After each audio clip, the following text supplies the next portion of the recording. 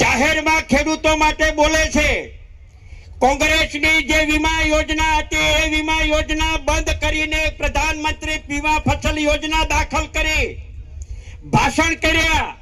અને એ ભાષણ જ્યારે કર્યા છે ત્યારે મારે ભાજપને આ મંચ ઉપરથી કહેવું છે કે આજે તમારા વડાપ્રધાન નરેન્દ્ર મોદીને કહો કે આજે ગુજરાતમાં અને ખાસ કરીને સૌરાષ્ટ્રની અંદર વરસાદ આજે છેલ્લા 3 દિવસથી સતત ધાબળે છે.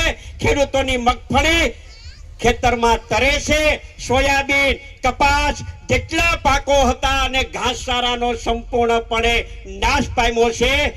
જો તમારામાં નૈતિકતા હોય નરેન્દ્ર મોદીજી, તો તમે જે બોલેલું હતું એ આજ ગુજરાતના ખેડૂતોને પ્રધાનમંત્રી વીમા ફસલ યોજના અંતર્ગત ગુજરાતના ખેડૂતોને રાહત પેકેજ અને વીમા અંતર્ગત નાણાં ચૂકવો જો તમારામાં નૈતિકતા હોય તો. તરે છે ટીવીમાં જુઓ, દિલ્હીમાં ઓફિસમાં બેસીને જુઓ તો તમને ખબર પડશે કે સૌરાષ્ટ્રમાં ખેડૂતોના ખેતરે પાથરા તરે છે કે નથી તરતા.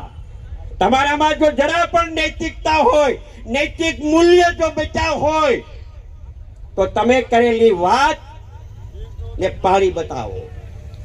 મિત્રો, 2020માં પ્રધાનમંત્રી વીમા ફસલ યોજના બંધ કરી દીધી.